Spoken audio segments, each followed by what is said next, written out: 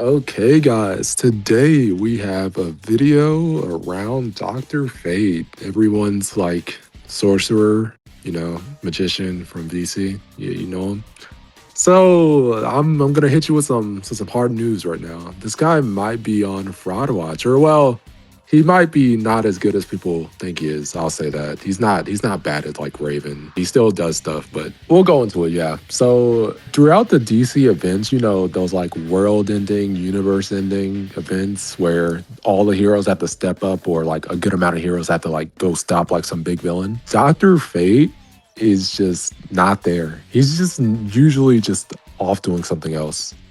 And like this is important because people think that Dr. Fate is like Superman level. And it's like if this Superman level being is just like chilling on the side, just like doing whatever, it's kind of like why is Dr. Fate like so strong? Because if these events like are what decide like if they win or lose and like they kind of just lose and die, it's like why wouldn't you just step up and like do something, So we'll just go through each event and we'll do a little talking like in between just to like give you like a reason as to why like this is even the case.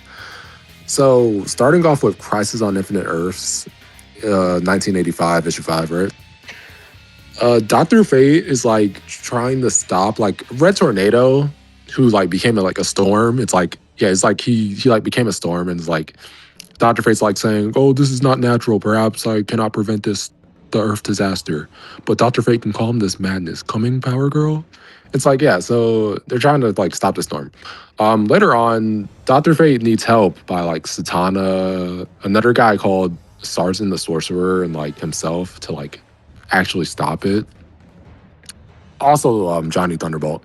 Yeah. So it's taking like 4 people just to like handle this one big storm. And the reason why this even matters is like people have again like this idea of like Naboo or like Fate being these like high tiers that can just wipe all the other magic users out of the water. But when it comes to these events, you just don't see that whatsoever. So like this is just the first thing. So we'll continue. Yeah, so okay, moving on to Legends, 1986, number 6. What Dr. Fate does in this event is, well, he just kind of just teleports people around. Like, yeah, he just teleports Batman, teleports Black Canary, teleports Flash, all these other heroes to like one location. And I mean that's about it. It means like there's nothing to write home about. There's no like monster, there's no villain he defeats that's like giving everyone trouble. He's just a teleport guy, which is kind of familiar to like a certain character we talked about like just before, which was Raven. And you guys saw how that went. So I was like, it's not a good look like right now. But moving on to Legends number 6, Gordon Godfrey like found the Dr. Fate helmet, or he didn't find it, he just like stole it. A parademon like snatched Dr. Fate's chain and he got the helmet. But yeah, basically he claims that this helmet will give him the power of Darkseid or become more powerful than Darkseid. And it's like, it obviously doesn't work. Like he just like loses his mind after like trying to wear it. But the claim itself, you'll probably think, oh my God, if it's like more powerful than Darkseid, then he's like already like Superman level. Like, what do you mean? Like, you're just crazy. But the thing is, there's nothing in the story that really like supports like Godfrey's statement. It's like more of a baseless claim. Like you're kind of just saying this like, oh, this is will give him the power to be like, unstoppable or something, right? And then it's like even Darkseid, like after this, like after viewing this, he's just like saying he's matchless, his matchless might of like Darkseid the Destroyer. And it's like it's still like a weird claim, it's not gonna be something you would believe, but it's like they're both like baseless claims. It's just kind of like nothing, no one really believes what Godfrey said, nothing like really supports it. And Darkseid's statement is also like not really supported. It's just like kind of just talking the talk, right? Okay, so moving on. Spectre 1987 number 23. This is during Invasion, where all the heroes were fighting an invasion. So Invasion in 1988 was going on during the Spectre 1987 number 23.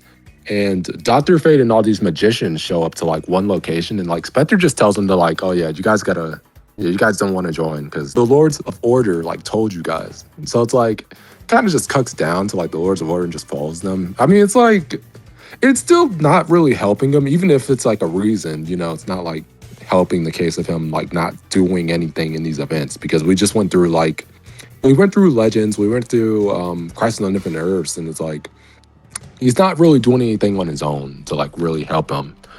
So again, this is just not helping the case. So another like this is like the first event where he's like somehow like he's just completely absent from the main stuff. So yeah, moving on, we're reaching more of the War of the Gods in like 1991, and this is issue 3. So Dr. Fate does do something here. He like duplicates or like copies Cersei's spell exactly as she conjured it, which would help the heroes later on. So it's still like something, it's like he's doing a little something, but you kind of want him to do something better, right? Not like to conjure like a spell. You want to do something like kind of crazy, right? Maybe go fight Cersei herself, something like that. I think that would make the magic users like seem more significant, like especially Dr. Fate, the guy that people think is Superman level. It's kind of not doing much that is Superman level, So it's like, yeah, it's kind of disappointing, and I just don't see where this like idea comes from if he just can't do anything as of right now. But again, moving on.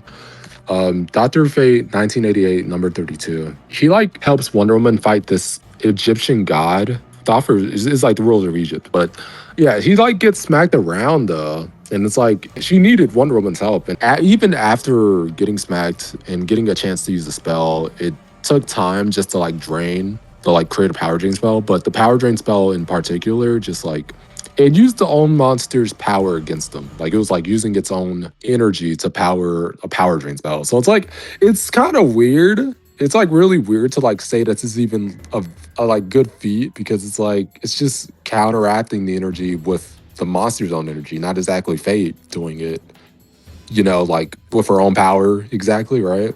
It's kind of weird. But yeah, then it seems like the essence is just spreading all over town, all over the world, and it's pulsating through Diana. So it's like the energy doesn't even seem to go away. So it's like it's such a weird victory in a way. But moving on, Adventures of Superman. We're in Panic in the Sky in 1992. Dr. Fate is in this event too, but he doesn't do anything. I'm just gonna be honest. He just stands in the background, like he's just standing in the background, like when Superman talks. It's just he doesn't show up when the action starts. He doesn't fight anyone. It's just really disappointing. So he's just kind of a background character.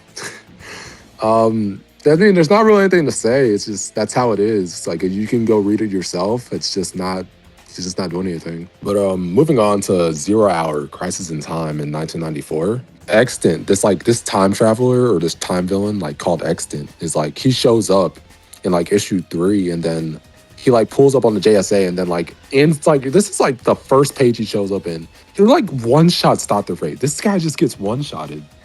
And he's gone. He's gone after this, by the way. He's just not showing up in the rest of the event. He's like completely out of it. So after this, it's just like, yeah, still like where is this like guy popping off at? Because right now he's just getting creamed or just not doing much, really, right? Moving on to Day of Judgment in 1999. He shows up to fight the Spectre, or like tries to help like a little bit. Like Spectre turns Hal Jordan into like shattered glass, and he uses a spell to like reforge him. It's still something. I mean, it's still something, but yeah.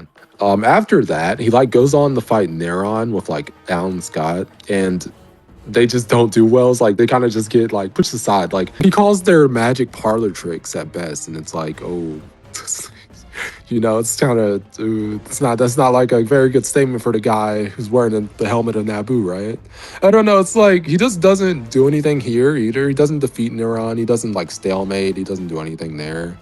So I mean, that's about it. He doesn't do anything in Spectre, But moving on to like Emperor Joker, Superman Emperor Joker. Continuing, like this guy just gets nagged by like Emperor Joker. It kind of like makes everything look worse because this is the guy that like people think has like infinite knowledge, and it's like why is his infinite knowledge like never helping, right? Like why didn't his infinite knowledge like let him know that Extant was just gonna one-shot him? Why didn't it just like let him use a counter spell? Like it didn't have that. So We're gonna get like to more instances like that, but like the claim that he gets infinite knowledge when he puts on the helmet just makes him like worse. That's just a downscale for like Dr. Fate. It just makes him look really stupid. Moving on. Green Lantern Rebirth 2004. Dr. Fate teleports like to Justice League and JSA to like fight Parallax Al. And then immediately after, it just gets shoved aside by Parallax Al. Just get impressed. Like it doesn't do anything, just gets like pushed back like everyone around him too, but it's like it's again like what does Fate do that really pushes him to be so high in these like world-ending events or something, you know? Yeah, moving on. Identity Crisis, he just shows it to a funeral. That's it. He just shows it to a funeral.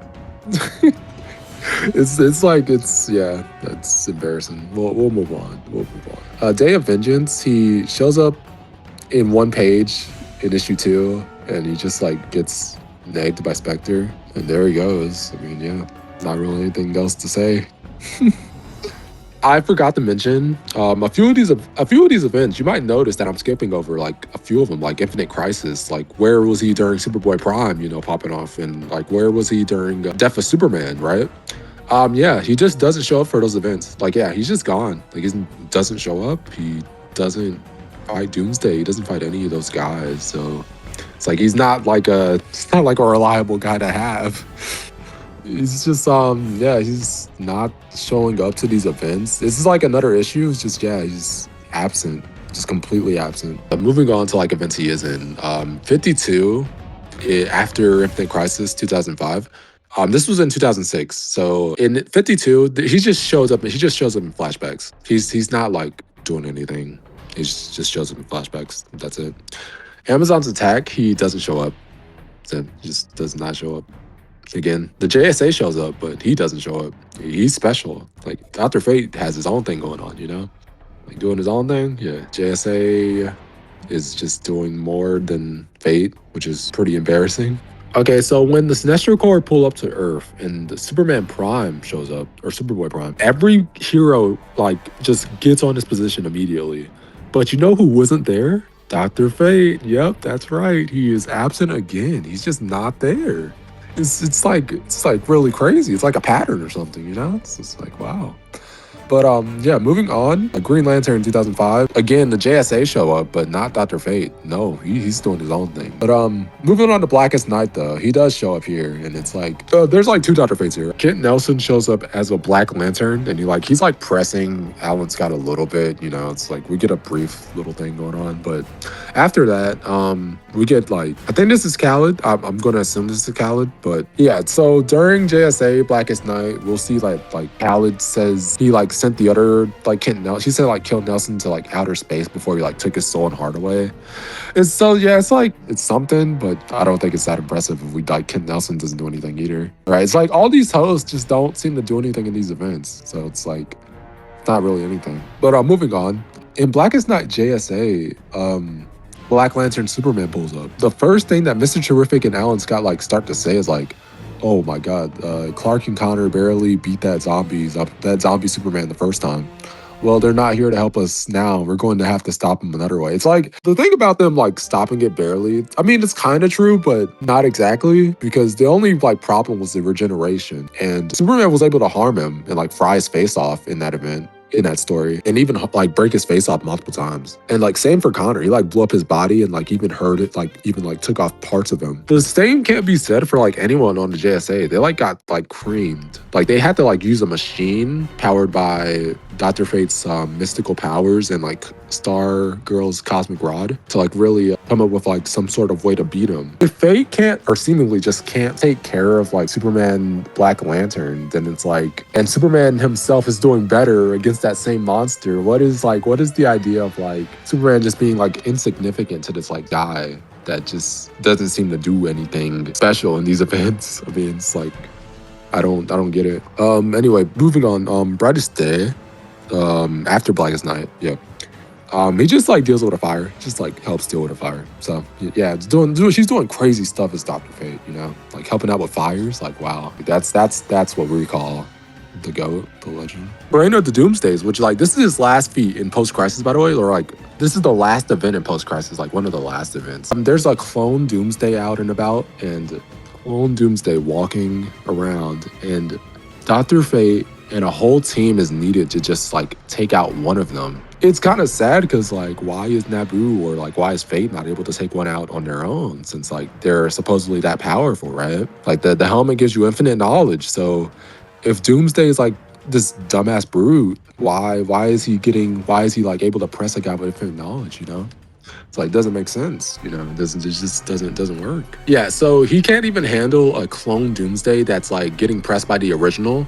It's just like, why is this guy even Doomsday level? I just want to know because he's not doing anything in the events. He's not doing anything to Doomsday a clone of him like on his own. He just has to like get a team around. So where is this idea of like him being so strong coming from? DC Universe Rebirth. He just shows up for one page. That's it. Dark Knight's Metal in 2017. I mean, he like creates portals, right? But this is like more of an assistance feat because Steel and Mr. Terrific like help him out like in terms of like making the portals. So because they're like tracking Inf Metal and that's where the portals are like being made to. So yeah, it's just like it's not really like that impressive, and it's still just creating portals at the end of the day. So even if he did it on his own, that's like still not like very impressive. Anyway, and Death Metal number 4, he defeats. Okay, so this is a feat. He defeats one of the personifications of the 7 sins: wrath, gluttony, sloth. You know, all those. Yeah, so after that though, he kind of gets like one-shotted by Black Adam. It's like Black Adam just says ride this and just one-shots him. He's like he's like not out of the event. He like shows up for one more page like later on, but it's not really he's not doing anything like significant in that. So yeah, it doesn't really matter. Now in Doomsday Clock, this is where he should pop off. This is Dr. Manhattan, bro. This is the like the high tier that he needs. Like, you know, this is Spectre level. So Dr. Fate, who is also on Mars trying to beat him up. Let's see what he does. Now, when the fight starts, it's just like we see Dr. Fate just standing in the corner. He's just like not doing anything. He's just like standing around. And like everyone else seems like trying to attack him. He's just standing still. And then like he just stands still and like lets himself get blasted away, I guess, because that's like what we see next. Like next page, he just gets blasted away. Or like seemingly gets blasted away like everyone else. So it's like, so what does Fate do if he's just like standing around like this? Like this isn't even what Raven does. Raven at least moves around. So where's this like crazy stuff coming from in these events that I'm like missing? That I don't know. Justice League No Justice in 2018. Issue 1, they just show like the Brainiac probes like all around. They're defeating every team and like capturing them to put on Brainiac's ship. We know that Zatanna and Dr. Fate are a part of that because they both like woke up in that same ship and they're like asking for questions. And we know that Brainiac beforehand was capturing everyone like that before. So, you know, he's not immune to like the jobbing of the probes. He's just like lost to a Brainiac probe. If he's like losing to Brainiac now, it's like what does he do? It's not even like a downplay, but this is the guy that's supposed to be above these like threats, these like menial threats, while he's fighting like extra dimensional like stuff. But like these extra dimensional beings are just like somehow below Brainiac on Earth or like in the universe. So it's like, yeah, I guess Brainiac transcends all those like Lords of Chaos and Lords of Order. Moving on, in Justice League Dark 2018, issue 13, he does get a little statement. He gets a little cute statement right here. Where it's like, where Wonder Woman's like, yeah, like we may not want his brand or order, but we do need order. We couldn't have won this battle without your help. We do need you both. So it's like kind of giving praise that like Dr. Fate is needed on the Justice League Dark. So he's like an essential member, he's like an essential part of the team, which is like, it's still something. Like, you know, it's not really like exactly giving out like a specific power level, but still something. Issue 16 of the same book. Eclipso says that Naboo could have found a way to hold him while Zatanna and Constantine are struggling to do so. So it's like, I don't think that's an inherent power thing, but you know, that's still like at least something to like his magical like expertise in a way. So Justice League 2018-37, everyone's fighting the Apex Predators, so you know, Dr. Fate is somewhere in the background. He doesn't do anything else. I don't think I even saw him like exactly on the page when I was reading this, but everyone else was like literally fighting the goons. He's somewhere in there.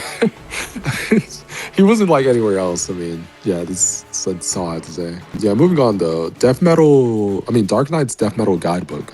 Dr. Fate, Zatanna, Swamp Thing. So there's Kent Nelson, there's Khaled, and and all these Amazons and like magicians, they're all trying to fight a bat mage from the Dark Multiverse, and they end up losing to like, yeah, this guy just like kind of beats him. So, I mean, I just not really much more to say that I haven't already said, but you know, it's not a good track record for Fate at this point.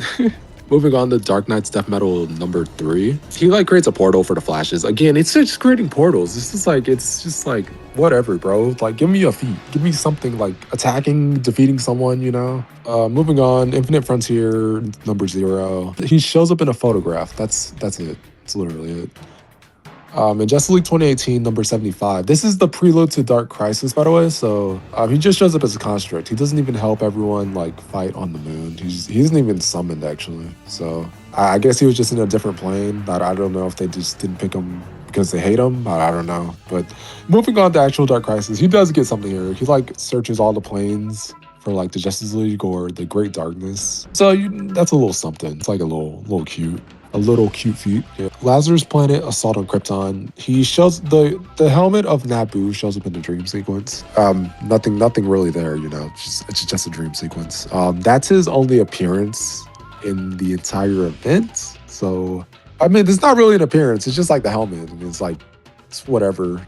Night Terrors, Okay, so Night Terrors in 2023.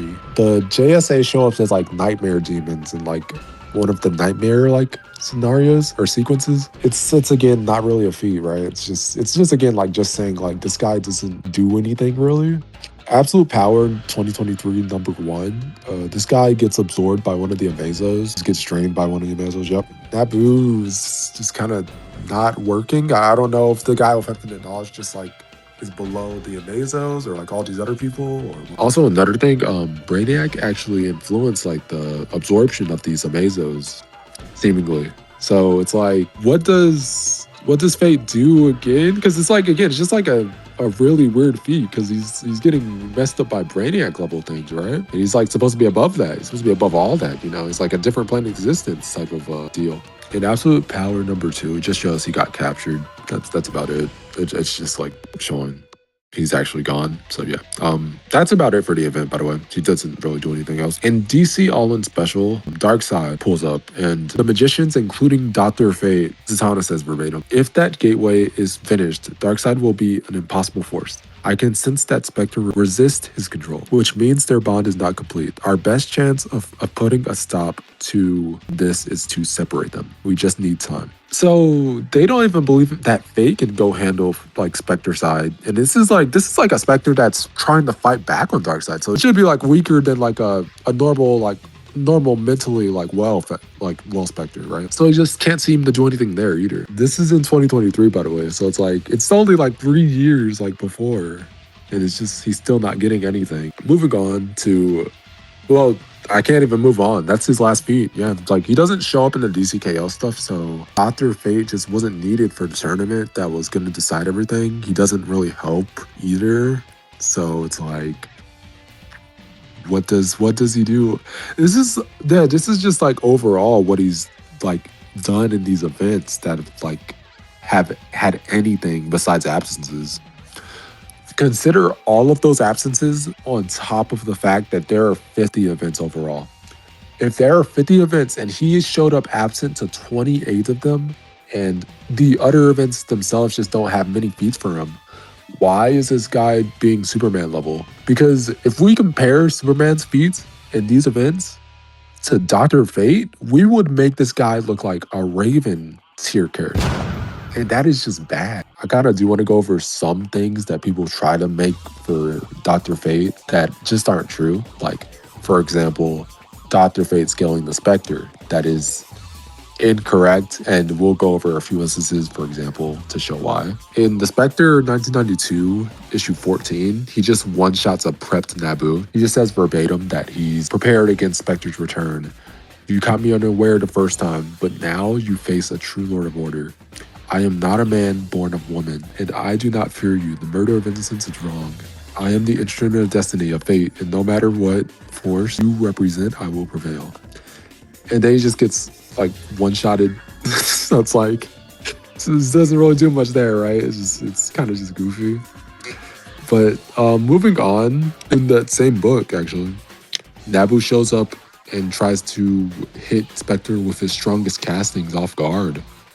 And it does like hit him, but Spectre just phases it off and just turns around and just deals with Nabu easily. And keep in mind, this same Nabu, he doesn't like he hasn't nerfed or anything. He's like prepped and he like got him off guard completely and he just like couldn't take out Spectre. And this is like verbatim, he off guarded him with his strongest spells or with his strongest castings. So it's like, why would this guy use Spectres here? Based off this, right? It's just kind of silly. But maybe there's like other instances, right? These are the only two instances out of like their entire career. Dr. Fate and Spectre facing off again. But in this instance, Fate tries to pull up on Spectre and he just gets like stopped with a gesture from Spectre. It's like, you've stopped me with a mere gesture? Not even Nabu himself ever faced such mystic might. It's like, that is insane. He's just like saying that Spectre is just like something that Nabu just never faced before. And it's like, they fought beforehand, and it's kind of ridiculous, right? He does split into 4 copies of himself, and he like goes around him. But it's like, people try to somehow like write this off as like being like less superior. But if you like read the like wording, he just says, even I cannot divide my power by 4 and still retain ectoplasm enough to oppose the real one. But it's like, just seems like he's saying, oh, I can't split into 4 and, he can't do the same thing. It's like, that's fine. Like, he can't split himself into 4, but that doesn't mean he's weaker than the real one because we just saw otherwise, which is he just got stopped with a mere gesture, which I don't think that would make sense if he was above to even be stopped in the first place, right? You would think he would just, deal with Spectre. That's just a weird instance that people try to use for like Fate being so powerful, or like Fate being above Spectre. Now moving back on to All In Special again. They just say that splitting Spectre up was the best option they had, but despite Fate being there and he has the helmet of Nabu, and if Nabu can like give power to the host, why wouldn't Nabu just give him the power to take out Spectre? Since that would be a done deal. And that was such an important thing at the moment, right? So it just wouldn't make sense otherwise. Now that I've finished all of that, I am going to say 2 more things. If Fate is Superman level, how come every time there is an event, he is either absent or just not performing anything? One thing that people try to write off for Superman or like try to like rag on him for is how he holds back and like, oh, he subconsciously holds back, holds back this and that, right? But it's like, oh well, if he could end the event, why didn't he do it? But it's like that excuse is just like kind of funny because the same people who defend Dr. Fate by like saying, oh well, that wasn't the right host. He's like way stronger with this host, or he wasn't tapped into Nabu's full power in this one. But it's like, why would Nabu not use his full power when it's needed? Because we saw the Doomsday clone just like needing an entire team, or like Brainiac just slamming him, Brainiac beating him again with an Armazo that has his absorption. So it's like, what does Fate do, or like what does Nabu do? Because it doesn't seem like he interacts with Fate at all in these situations. And these are like more excuses for Fate than there is any for Superman. Because at least with Superman, you would just have holding back, which is like a main trait of his character, right? That is a main thing that follows in these events, like his special. You don't have that same excuse for Fate, because if you're going to argue that he is Superman level and he can tap into Nabu at this peak, why is he never at that peak? He just never reaches it. That's a potential man right there. That is a potential man out of the water. That's just like kind of ridiculous that people try to say that Fate is like this superior guy in every way, but he just does less in every way, right? It's kind of crazy. Like if Fate was holding back the entire time, that just makes Fate look really stupid because, again, this is the guy with infinite knowledge. And he got outsmarted by people that have finite knowledge, like Brainiac. Doomsday's like a dumbass. He has no brain, like let alone like anything with infinite knowledge. It just makes Fate look really shit. So I'm sorry, bro. I think the DC events are important for a character in terms of like if they're gonna pop off or not. If they are high tier and they are supposed to be in that event. If the event is going to have them face a world-ending threat, and that is when they're gonna pop off, and they don't do that, I think that isn't an issue because that makes them look really, really shit in comparison to like some of these other people. He isn't reliable when it matters, right? He isn't powerful when it matters. He is just going to be a super weak goon if it's not a normal storyline. But that makes him worse because if he's like that in normal storylines, why isn't he like that in the big events? Like it's kind of just makes no sense. And I don't think anyone can excuse that because how would you say that Superman is bad despite him performing better when he's holding back in these events? Plus, even if you'd want to say that's still an excuse, he's still performing better overall. So you have Fate doing his best or at least trying his very best versus someone that can hold back or like stayed at the hold back and doing better in those same things. It just makes him look really shit and I can't fathom like why people defend this guy. But yeah, um Fate isn't like a shit character or he's not like absolute shit, but he's not as good as people think he is. And this is like why I don't think anyone would disagree with our reasonings or like my reasonings. But yeah, that's about it. See you.